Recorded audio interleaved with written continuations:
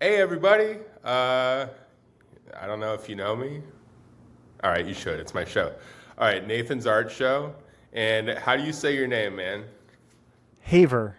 Haver. So I accidentally called you, um, to my friend that told me about you. I accidentally called you Javier, and she's like, "Don't call him Javier." I was like, It's not gonna get mad." Like, I don't No, it's what Starbucks calls me every time.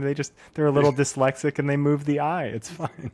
yeah, I But mean, I think Haver, it's natural. Like, where it's more common. What's that? What's the background of that name? it's a old family name. It's Scottish, kind of Scottish Viking. That's cool. I'm part Scottish. I'm like Scottish, Irish, and German. Oh So yeah, yeah, the familiar mix. yeah, maybe we have like some common descendants. That'd be weird. Oh yeah. Or our How's your families beard when you grow babble. it out? So you're in the art space, art world, whatever we want to call it. I am, yeah. I started my career in various visual media. I started in filmmaking. I ran a photo studio for a decade after I left film production.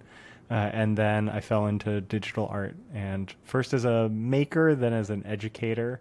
And then I started wearing the curator hat. I used to have a generative art platform that I was curating. Now I have kind of an independent curator gallery thing that I'm also running. What's your favorite part of all those things? Are you more of a curator? Do you enjoy the arts, like creating? Like, what's your preferred medium? I think honestly, it's gathering people. Like back in my film days, it was gathering, 10 of my friends to go make something weird. Then it got really much bigger. Then it was dozens of people and then hundreds of people. And now, I mean, my main thing when people ask me at a opening, when I go to an art opening, they're like, "Oh, who are you? What do you do?" I'm like, "I'm Haver. I run an artist development program called Artist Commons. It's this year-long program for mentoring artists. And really, all I'm doing in it is gathering people once again. They're all doing their individual practice, but I get to spend a lot of time just giving feedback on work, seeing it really flourish. And that might be my favorite medium at the end of the day. I'm still making my own art on the side, but that's where all my focus is these days. So you're like an organizer and a communicator. They say those are like two of the best skills as a human to have. I mean, and creating. So you've got like three of the main skills that they say it takes to become like extremely successful, which seems like you're doing okay, but we all have our Yeah, I'm different having a techniques of blast. success, you know? Right. No, that's so true. Yeah, no, I'm having a blast. The improvisation of sitting down with an artist for their studio visit and just kind Yeah. of discussing what they're, the piece that's in front of me and improvising the feedback. That's always been my greatest strength, I think, is sitting down with any object somebody puts in front of me and having something about it that I have an opinion about. And I'm married to a critic, so maybe like we share this trait in common. What kind of critic? Like a film critic, She art critic? she's a film critic, yeah. Interesting, interesting. Do you ever have like disagreements about the films? Oh, yeah. But I mean, the moment when we were dating a long time ago, we walked out of a movie by this German director, Michael Haneke, and I hated this movie. I was like, and as we're crossing Houston Street here in New York, she started talking about all the reasons it was like incredible. Oh And no. and as we crossed the street, the first thought in my head was, "Oh, this is gonna work. Like this is Yeah. great." So that was the beginning. Yeah, you like So yeah, compliment each other. What is it? Does it feel like being married to the enemy in some ways as an artist and you're with a critic? Or is it just if it's like you're saying it's like you fill in each other's gaps that way? I mean, criticism is not any different from trying to write an artist statement. Like they're both just ways of trying to think about the object that's in front of you Yeah. and think deeply about it. And critics are rooting for artists. Like we think of them as criticizing in the sense of tearing down, but they Yeah. don't want to waste their time. They're people who walk into an art gallery or a museum or whatever it is that their job is to respond to, and they are hoping that they're just going to see the best thing of their day. That's what they're Yeah. hoping for. That makes sense. I mean, I think as an artist, like everybody thinks like, oh, these people are just here to like tear me down.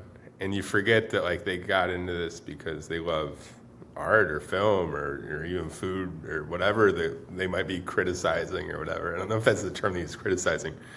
But yeah, do you view yourself as sort of like an art critic or are you just more of a coach? Like a Mm. creative, inspirational coach. How, like what label, if you had to label yourself, I guess would be the best way to ask.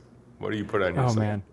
I mean, these days, I guess educator sums it up best because I'm facilitating a lot of things. Like the things we do in Artist Commons, it's a mix of small group sessions, so cohort mentorship, and people are presenting work and getting feedback. But then I'm also organizing guest speakers to come in and talk to the program. And then I'm giving my own lectures. And so those things are very much like educator first focused. Yeah, that makes sense. Like, what kind of artists do you most commonly deal with? Is it mainly digital, or is it like Mm. film? Like you said, you were into paint. Like, what's the medium that's most dominant, I guess? You mean within the program or Yeah, within the program, like what do you see most often from artists? Yeah, because of my curatorial practice and who I knew through working, running the site called Alba that I used to be a co-founder of, and my gallery, Dawn Contemporary, like 2/3 of the artists that came to the program are artists working with technology in some capacity. Hmm. That might be digital, that might be physical computing, that might be plotters, like robots that paint and draw. They're using lots of, we have video artists, but also we have sculptors and painters and illustrators, and they're from 16 different countries. We have 40 people in this program right now, and we just launched in January, and our next batch of cohorts start in July.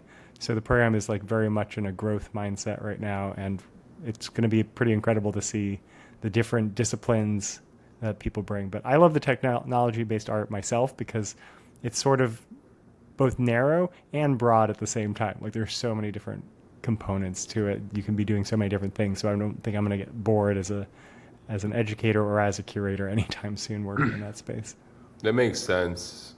I kind of like personally have like a mix of different stuff I do. I do, like a lot of I'll draw on my iPad with my little pencil and Procreate, or I'll like make digital collages and like animate them in certain ways or whatever, and then I'll just paint sometimes. Or one thing I've noticed though that I love about digital art is I can add my music to it. So I like to compose something on the guitar, or like I'll make a beat, or I'll rap or sing a song, like whatever it is, and I'll kind of pair it with some artwork. So I think it opens up these possibilities if you're like multifaceted, and you can sort of not just be creative in a visual sense, but like what are you packaging? Like what are the different components of it? And that's one thing I love about digital art is it kind of allows you to kind of like create a new offering. Like you can kind of make it whatever you want. You can turn it into like an experience. We see like a lot of people doing like these like virtual things or these kind of like interactive things now with digital. So I love that. As far as like your program goes, if there is an artist considering like getting themselves into something like that, what would you say to them? How could they join? All that stuff. Yeah, so the website for the program is artistcommons.art, or you can find us on socials at artist_commons. So if you're on Instagram or X or wherever you are, we're there. And the application opened just this past week for our July start cohort. So it's a few pages. You share images from your portfolio or a portfolio or a few different projects. You answer a couple short answer questions about what have you been exploring in your art this year? Because we're trying to match people by experience level. This is designed very much for both early and mid-career artists.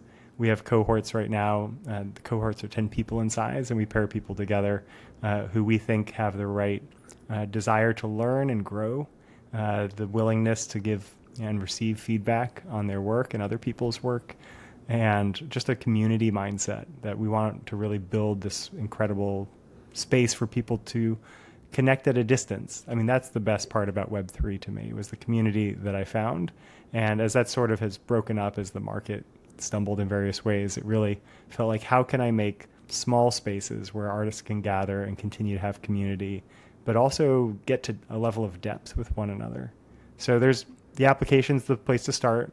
And that kind of gives a lot of information about the time commitment, what kind of stuff you can learn about in there, which is stuff like the business of art. Like even if you went to art school, you may have only learned your craft, and you may not have learned how to actually handle navigating a market, how to price your work, how to reach out to curators and dealers, how to create opportunities for yourself. So we're very much a program designed to give people the fishing pole, if you will. Yeah, it's interesting. I might have to join this thing because I've had a lot of experience in being successful and unsuccessful in art. I think a lot of artists were successful early on in Web3. It was like hard not to be in some ways at some point. And then there's this like gap in between where it's, depending on how you promote yourself or like what your following is like, or obviously the quality of your work, maybe maybe you had some success, but now it seems like with big platforms shutting down, like Foundation, for example, like the other day, I mean, you see sort of some like doom and gloom surrounding it, and I see a lot of artists getting disenchanted with it. Kind of, I'll see tweets show up that are like, "Oh, I'm done with Web3." I'm like, "What? Like, why are you quitting?" Like, there's like, it's not. I mean, it's discouraging, obviously, if your stuff gets taken down, but it's not like the end of the world. You don't have to. It's not like your painting was at a gallery and somebody set it on fire or something. Like that's to me, it's a different thing. I don't know about you, but like to me, it's just not a reason to quit. Do you see a lot of people kind of like running the other way? No, I mean, I think I see people holding back work and trying to figure out where to put it. That's a big question I run into a lot with artists is simply where do you want to show your work? Who do you think could best help you market it is a big Yeah, question. Like we're stuck in the same situation every artist is, which is we're in an attention economy and it's hard to break through at this point. And we had a moment where we had a lot of attention, and now we're back to being like other artists. And if you can't stomach that, like that's a bummer because it takes real grit and perseverance to get to the other side. Not there is no other side. Like what if you succeed, you just get more of what you've already been doing, which is you get more community, you get more nights hanging out with this kind of crowd and this kind of scene. And so it's a yeah, question really of do you like this scene? Do you like the people that you meet here? Do you want to keep hanging out with them and deepening those relationships? Then yes, keep going deeper. But the people I see those tweets from, I don't think of as serious people. I don't And either. Yeah, it kind of makes me question their original intention. Like, did you think that you were going to get in here and just get like a few Ethereum for like a little doodle that you made or something, which I've seen happen, which is even the crazier thing.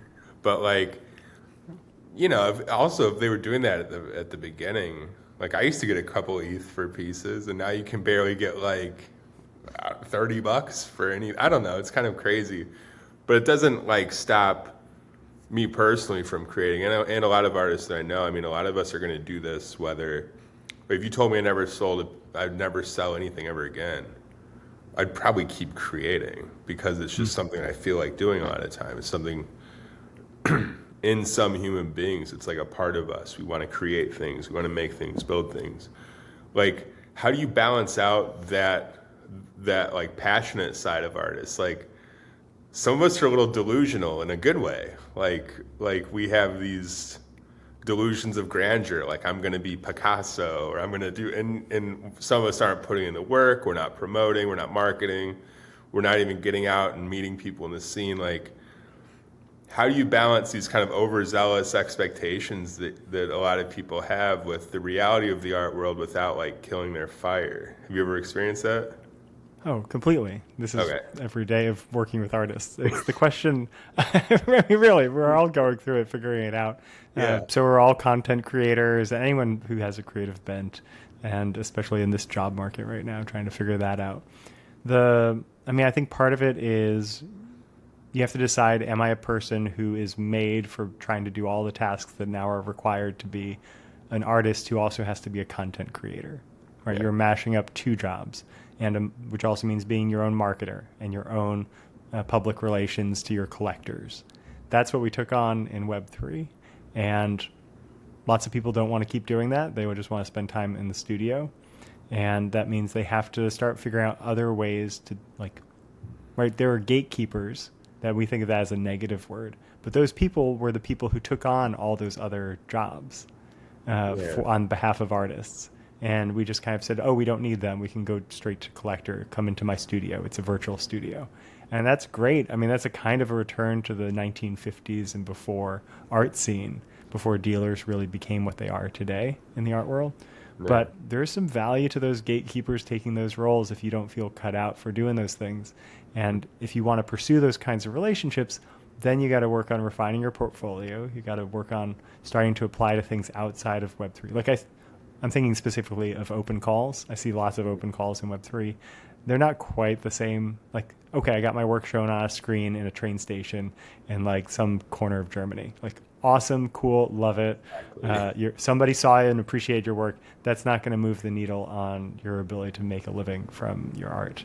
And it's not putting it in front of necessarily the most essential people that can move your career forward. So trying to, with your portfolio, identify the right kind of open calls that are in the more trad side of the art world, because they are interested. Lots of people I find are interested in what's cool and interesting and new. And we're doing a lot of cool and interesting and new things here. We just have to learn how to talk about it better. And then the same goes for applying to residencies and for grants. There are other revenue streams and relationship building mechanisms that they're not coming to us in Web3. Yeah. So we have to go to them. And that means getting better at applying to those things and making our own opportunities. No, I hear you. It's interesting how that works too. Like, you want your art in the right place. I was at a gallery recently and they had some amazing work up, and I was like, oh, this is good. There wasn't like a lot of pieces though. And the door was cracked, like when I was looking past the front desk, and I was like, what's back there? And there was like a shelf. There's just tons of canvases just like filed into these little nooks and crannies. And I was like, oh no, like a lot of these people thought I've made it. My stuff's in this gallery. And it's sitting in the back room collecting dust. Like, so it's not, it's like, there's no like grand, like, all right, you've made it. This is, done. Like you've arrived. And like you said, you could be in like some train station in Germany somewhere and nobody sees it. They just pass it and they're like, oh, that's cool. Or they don't even notice it because they're looking at their phones. Or it's on a screen and they think it's advertising and they just don't know what it's selling yet. Like, we're also showing in places where there's a functional like user experience conflict there. Well, that's the other thing I've noticed. It's like a lot of people, there's like, I don't know, they use this term like sales breath. Like, have you ever heard that term? Like once people know that you're selling them the artwork, it's like it kind of turns them off. And if you don't say it's for sale, they don't know what the hell it is. So there's like a way in between. And I think like those weird fashion commercials are like some sort of hint. It gives me some kind of feeling like where you know they're selling something, but there's a cool like way of presenting nothing. And I think there's something there when it comes to art. I just haven't figured it out. I'll probably figure it out if I try to work with your program or something. I think that as far as the aesthetics of the art go, like how do you? I mean, beauty's in the eye of the beholder, right? So like, how do you like coach somebody on something that's so, I don't know, like individual and like subjective, I guess. Yeah, I mean, there are still rules of composition that are at play, but we also I know what my taste is, and I try to name. Oh, my taste is I'm attracted to colors on opposite sides of the color wheel. Like, that's just a thing I know about myself. You put those side by side in a piece, I will like it more than the monochromatic piece. Maybe not. We've got an artist right now in the program, Nick Demas, who's just like paintings entirely in blue, shades of blue, and they're representational, and they're like, it's an exciting new direction for him, and so that works too. I think some of it is we do this in community. So your cohort of 10 people, they meet every week of the quarter, of the 10-week quarter, and we have 4 quarters in the program. So it's 40 weeks over the course of the year. And so every week you meet with your cohort and 2 artists present their work. And when they do, we kind of step through this structure for giving feedback, in which we come in not knowing anything about the work. We ask the artist to not like explain it, tell us what it means. Like we would just want to come into it cold, as if we're just two people off the street walking into a gallery, and the artist happens to just eavesdrop, and they get to hear really honest, just like, oh, I really like this about it. I think this is strong. I think this is what this piece means or what it's about. And they can start to get that read you don't get to get otherwise, unless you're eavesdropping somewhere. And collect, rather than it being one person's opinion, because art can be, again, like you were saying, it means many things to many people, and those multiple meanings can be simultaneously true. There is no one definitive answer. Yeah, there's no right answer. But we do start to come to some consensus, like recurring things come up. Like this week, we were looking at an animated work, and there were like contrails, like streaky, motion blurring things happening, and it made several of us nauseous and like disoriented. We were like, "Oh, yeah, I like these ones that have less of that trail, and that's really interesting." And someone else like, "Oh, me too," and that points, like, if the artist wants to lean into that, like that is their choice. But now they know what the effect of the artwork is. Other artists have come in and they've shown work, and they're like, I want to really make people feel something emotional. And we look at it and like, it left me, I think it's compositionally interesting. I like the colors and the structure of what you're doing, but it's not hitting the goal that you're aiming for. So let's talk about your goal. So everything for us is A, lots of perspectives, and B, always framing in terms of, well, does this fit your goal? Does this achieve what you set out to do? And if it doesn't, do you want to evolve it? Evolve what the piece is doing to achieve the goal, or do you want to evolve the goal to fit the piece? Interesting. That makes me want to have you judge a few of my pieces. Oh, man. I'm going to put you on the spot. Can I do that? Yeah, I'm game. You're yeah, here. This sounds delightful. Might as well yeah. try. Yeah, this is your studio. Let's do it. And you can just be like, I don't like it. That's fine. I'm not going to like get mad. What do you think of, this is on rolled canvas. Mm-hmm. Like a head on one side, a head on the other. It's hard to see. But then there's like all this detail, Oh, yeah. kind of different pieces, and it's like completely like filled in. It's like a lot. I mean, it's a lot of stuff to look at. Yeah, it's interesting. Hold it a little higher so it's a little less backlit. Yeah, there we go.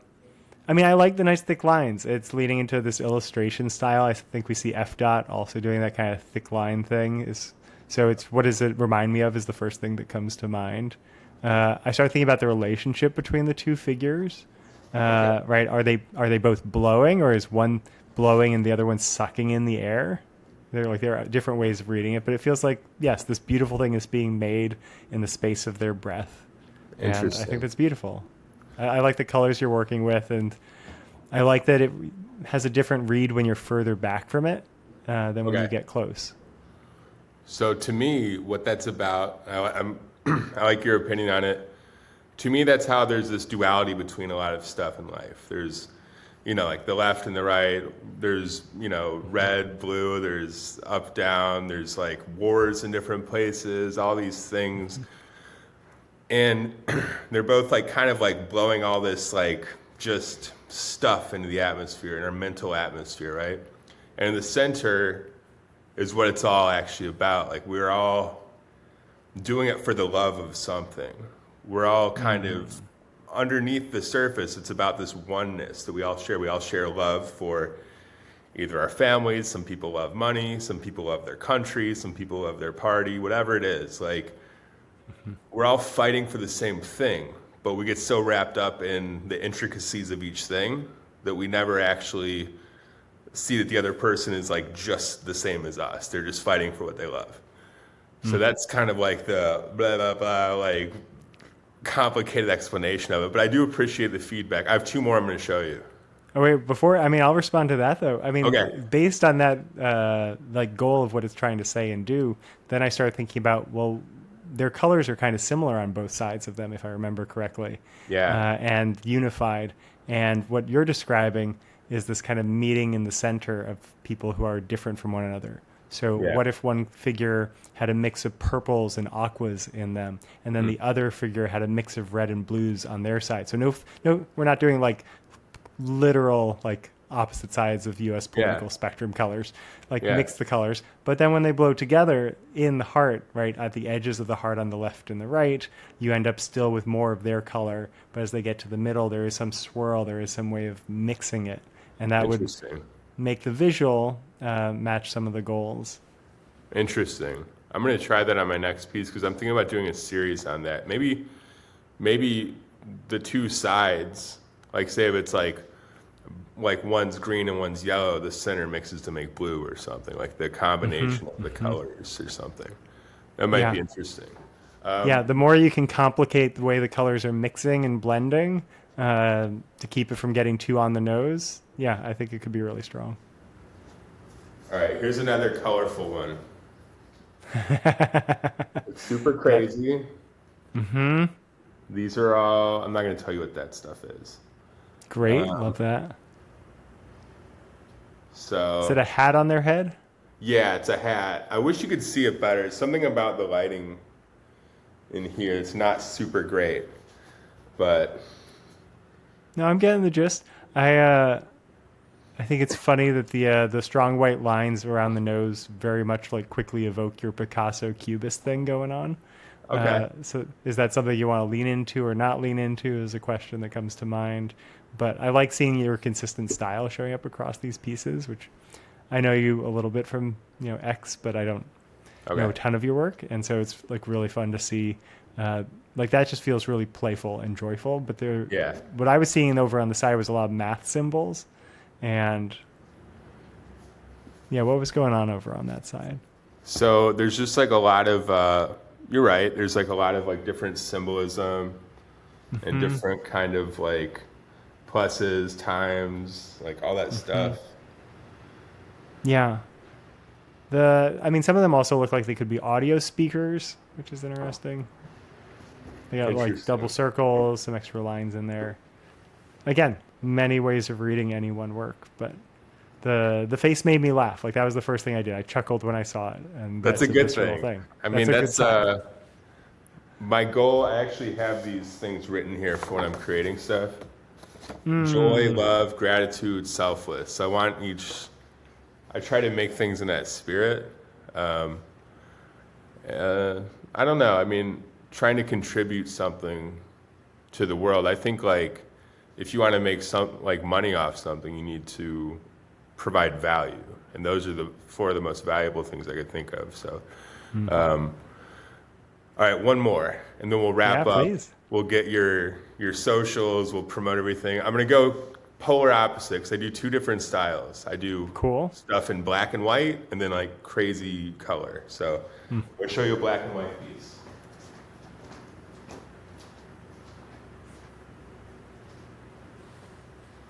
Yeah, this is really fun. This is very much what we do in the program.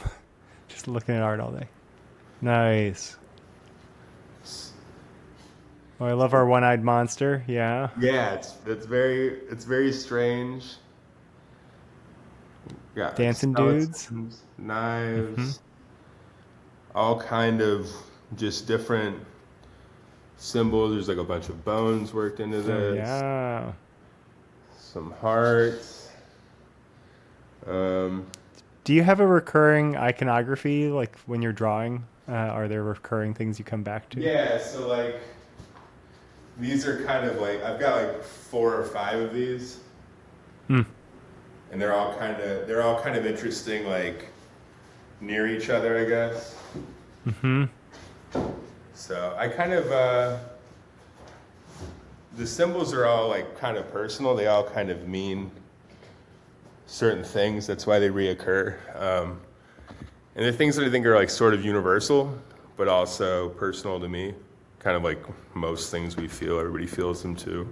But yeah, what do you think of like the black and white stuff? I'm a big Keith Haring fan, so like that's where it Yeah, sort that's of showing comes through. from, I think. Do you tag? Do you go out and? When I was a teenager, I did. Yeah, I like street art a lot. My three favorite artists, I mean, it's probably like kind of cliche, but I love Basquiat, Picasso, and Keith Haring. So, I mean, it's like there's this weird, like, playful mix, I think, that comes in from that, but also musical influence is something I believe affects us in art a lot more than we realize. So, Oh I'm a yeah. big like fan of like rap and hip hop, and then like '60s, '70s rock. That's basically the two. So Nice. Yeah, I mean, the references make sense. We have an art historian who's coming into the program later this quarter, whose specialty is Keith Haring. She's going to talk. We have a visiting artist in residence, and she's going to come in and talk about that artist's work in relation to kind of the downtown New York scene of the 60s, 70s, and 80s. And so we'll get into a little bit of that yeah, from her specialty, and we try to give people deeper knowledge than they had, especially if they didn't go to art school in the process. And one curious thing for me is I see in your work the really strong hard-edged lines of Haring, but not like I'm curious about the fuzzy lines of Basquiat, like the weird, messy, janky, and what it yeah, would look like for you to like mix and match, to have things that fuzz out at the edges, yeah. that are like big, spray paint style strokes, but maybe not made with a spray paint can. What are the other ways you could do that? Other things that are made, with his like scratchy lines. What happens to your voice when you start, pulling in these other elements? Yeah. I think there are a lot of descendants of Haring, and it's can be difficult to stand out in that crowd sometimes. It is. That makes me want to show you one more piece to see if I've Yeah, got I'm game. to see if this is so.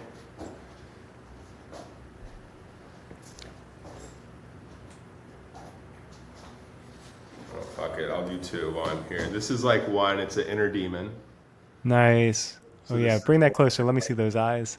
Basquiat style. Mm-hmm. And there's like a lot of like different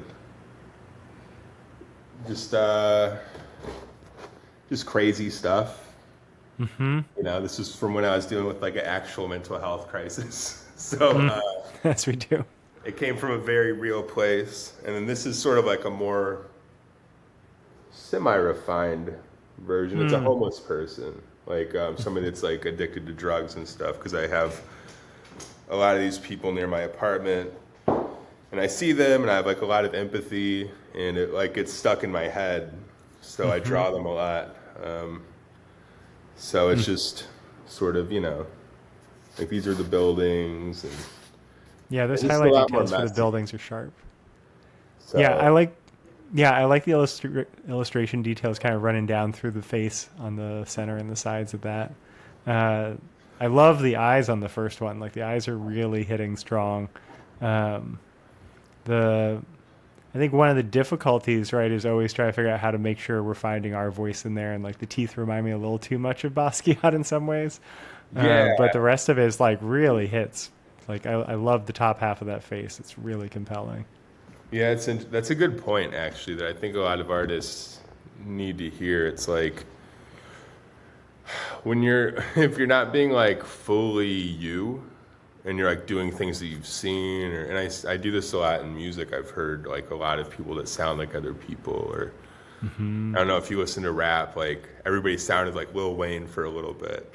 And there's this thing that kind of gets like repetitive, and it gets boring and annoying almost. So like I see like not way too much. I love Picasso, but I see like way too much Picasso stuff out there, and it's almost become like a formula that people use to attract attention from buyers, and it works, but it's also maybe not like authentic to who they are as a person. They're not like expressing like what's deep inside of themselves. So Or in dialogue with contemporary art. Like the truth is, a lot of our references come from going to museums, and what we need to be doing is going to more gallery shows, and gallery shows in mediums that are not our own. Like go get inspiration from outside the usual spaces. Like if you're a street artist and only go to street art scenes and openings, like cool, but also maybe go check out like the textile center down the street. Go look at some sculpture and think about how did the way that they use like weight in space, how can that influence the way that you're tagging or drawing something?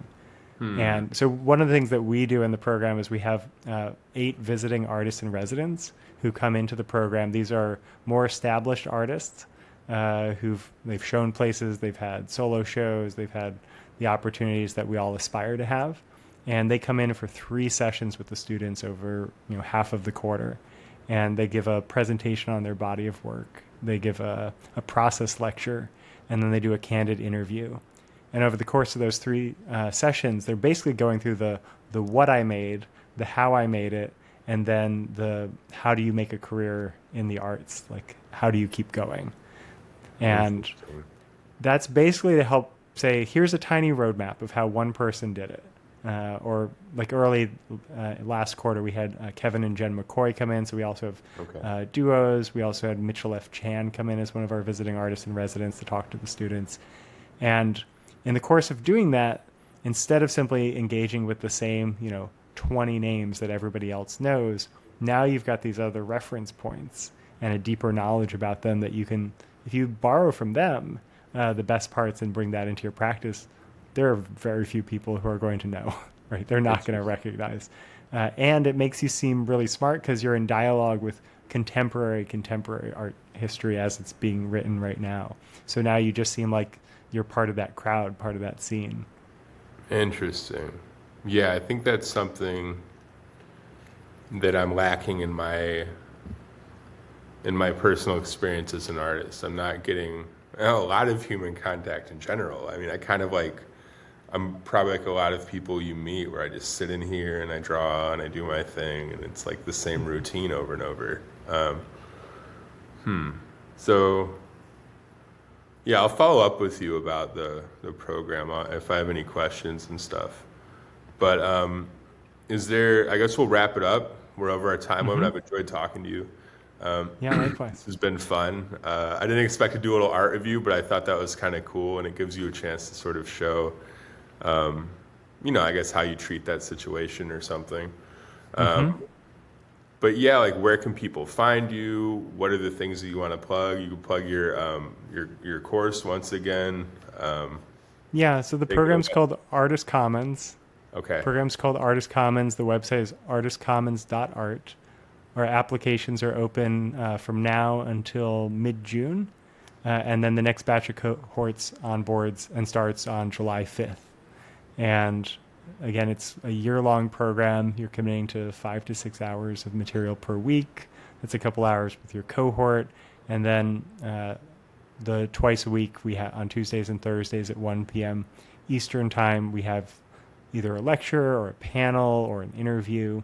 In a few weeks, we're having a fairly well-known art critic come in to talk on Thursday. This week, we're having a gallery director and a former director from Sotheby's on to talk about what they do when they come in for studio visits. So those sessions, like all the cohorts spill together, and it's kind of just nice to have a shared knowledge bank of what everybody's learning together that we can all then discuss. Like we're all starting on similar footing. Whereas like maybe you saw this or maybe you listened to that lecture or maybe you like we're just everything else we do in life is so piecemeal. So it's nice to have a community where like, oh yeah, I saw that too and it meant this to me. Oh, it's cool that it meant that to you. And we can start to riff and go deeper from there together. Like some people in our community met up at Node in San Francisco recently because three of them are on the West Coast and could kind of travel to that neck of the woods, which was awesome. Awesome. So artistcommons.art. The social media is at artist_commons. And then my socials are all at Haiver Art. Haiver is Haiver, and then ART gets tacked on to the end because it's a rare name, but there's a handful of us out there, it turns out. Scottish. So, exactly. You're my Scottish brother from another mother. There we go. No, man, this has been great. I'll definitely follow up with you on Artist Commons and stuff. It seems like something interesting that I can maybe sink my teeth into. It really gives some structure when people need structure. Very unstructured. I'm kind of cuckoo in a lot of ways, but maybe it's a good thing. Maybe that'll work out for me in some weird way. Right. But you never know. But I'm gonna go ahead and cut it off here. Thanks so much for having me. This was awesome. It's been my pleasure, and I hope to do it again sometime. All right, bye, everybody. This has been Nathan's Art Show. Ba, ba, ba, ba, ba. Peace.